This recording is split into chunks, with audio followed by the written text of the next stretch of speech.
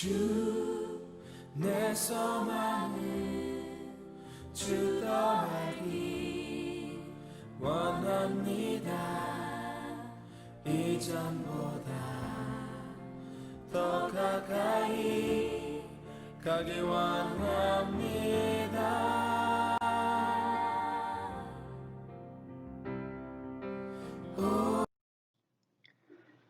여러분 반갑습니다.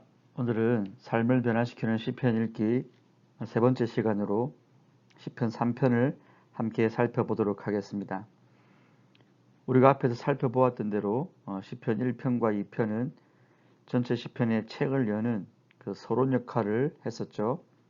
마치 시편 1편과 2편이 두 개의 기둥처럼 서서 시편을 향하여 들어가는 자들의 입구를 표시해 줌을 우리가 함께 확인해 보았습니다.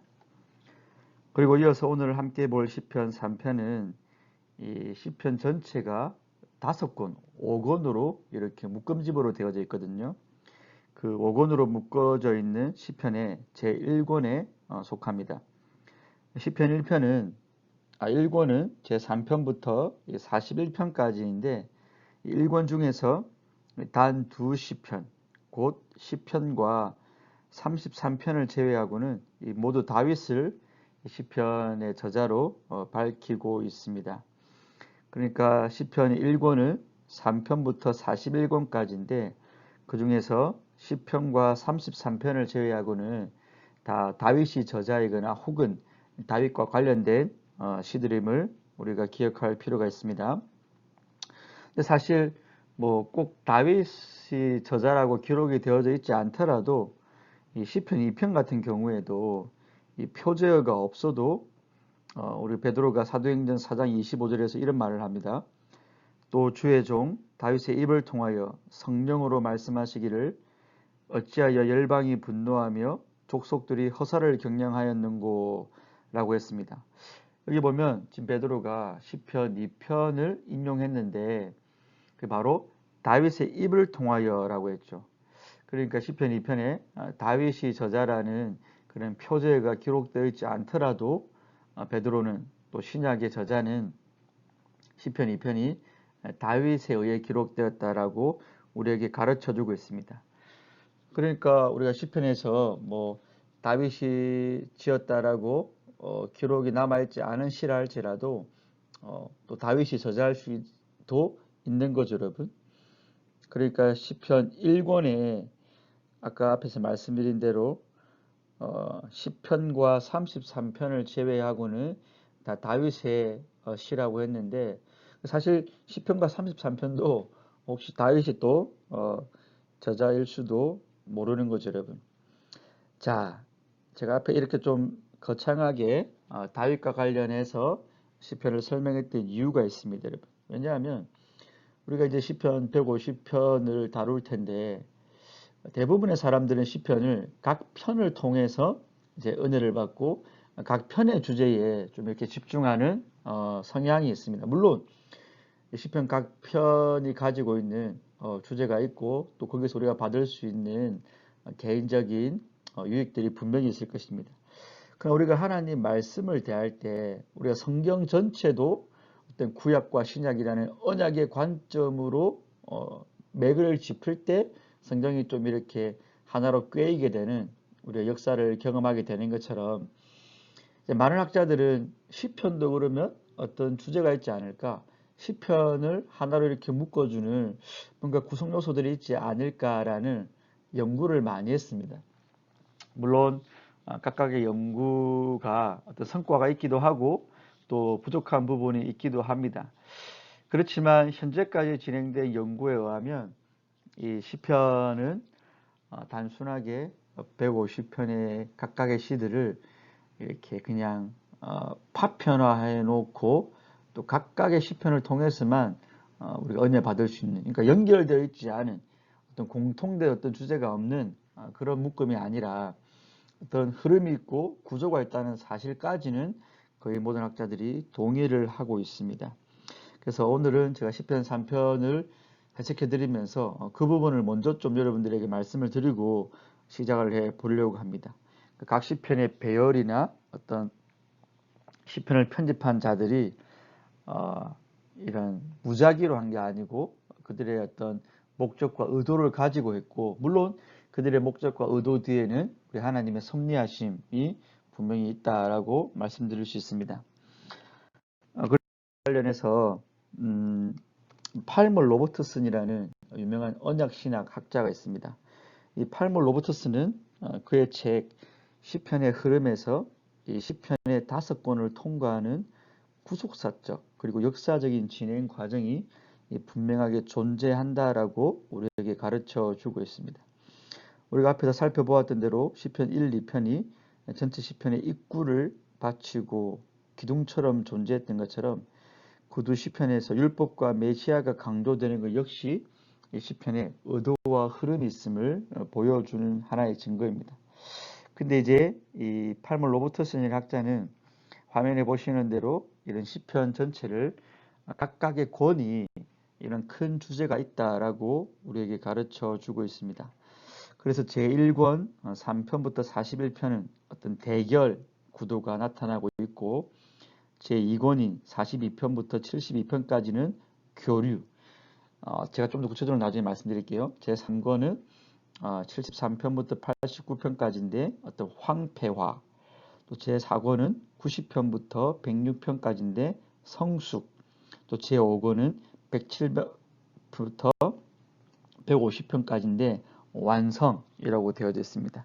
이렇게 뭐 대결, 교류 이런 개념을 한번 좀 이해하기 어려울 수 있는데, 이게 여러분, 그러니까 하나님께서 하나님 나라를 세우시는 과정, 또 그 세우시고 난 뒤에 어떤 그 나라에 벌어지고 있는 역사적 어떤 흐름을 따라서 요 개념들을 설명하고 있는 거거든요. 그래서 하나님이 다윗을 왕으로 세우시고 언약을 맺고, 첫 번째 1권에서는 그 다윗이 이방 나라 혹은 원수들 혹은 내부에 있는 그런 대적들로부터 이렇게 대결 구도로 펼쳐지는 것들이 시편 1편의 주된 요소라는 것입니다.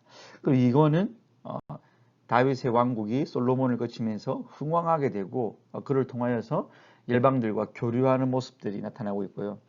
제3권에서는 그 이스라엘이 심판과 또 하나님의 징계에 의해서 황폐화되어 또 비탄과 탄식들이 많이 나타나고 있고, 제4권은 그런 비탄과 탄식, 그 황폐화 속에서 이스라엘 백성들이 깨닫게 되는, 하나님 나라는 그래도 망하지 않는다, 하나님 나라는 영적인 신정 왕국이다, 이런 부분들을 인식하게 되는 성숙의 측면이 있습니다. 그다음 마지막 5권은 이제 그 모든 것에 대해서 하나님께 감사하는 할렐루야 시편들로 이렇게 구조가 되어져 있다라고 이 팔몰 로버트스는 그의 책에서 말을 하고 있습니다. 여러분, 이런 지금 대결, 교류, 황폐와 성숙, 완성, 이것은 바로 이 시편의 전체 내용들이 하나님의 메시아 왕국과 관련되어 있고, 그 메시아 왕국의 여러분 제일 중요한 인물은 누구겠습니까? 그렇죠. 바로 다윗이죠. 다윗. 그래서 전체 150편 가운데 73편이나 다윗이 지었거나 혹은 다윗과 관련된 표제어로 시편이 구성되어져 있습니다. 근데 아까 말씀드린 대로 시편 2편도 표제어가 없었지만 신약에서 다윗이 지었다고 말했던 것을 볼 때 73편을 넘어서는 더 많은 시편들이, 거의 150편의 절반 가까이 되는 시편들이 다윗과 연결되어 있다는 사실이, 이런 시편의 전체적인 흐름이 대결, 교류, 황폐와 성숙, 완성인데 이것들이 하나님 나라와 관련이 있다라고 우리가 정보를 얻을 수가 있는 거죠, 여러분. 틀을 가지고 여러분들 시편 3편을 한번 훑어볼게요. 자, 시편 3편은 그 표제어에 나타나는 대로 다윗이 그의 아들 압살롬의 반역으로 피할 때 지은 시입니다.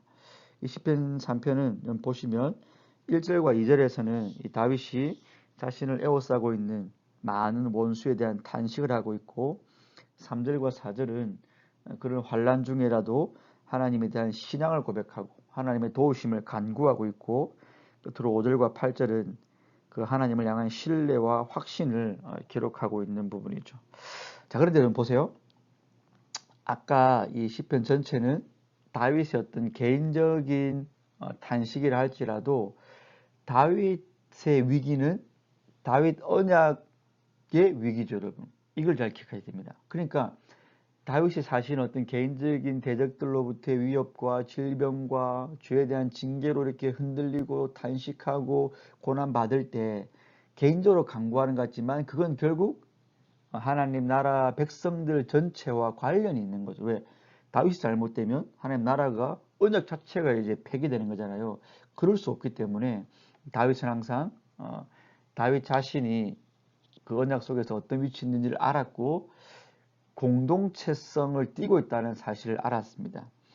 그래서 이 다윗의 3편의 초반부에는 보시면 나의 대적, 나를 치는 자, 나의 방패, 나의 영광, 나의 머리를 드시는 자 등으로 1인칭으로 다윗이 탄식하고 비탄해하고 있지만 그러면서 하나님 앞에 도우심과 하나님이 어떤 분이심을 고백하고 있지만 8절을 보시면 어떻게 마무리됩니까, 여러분?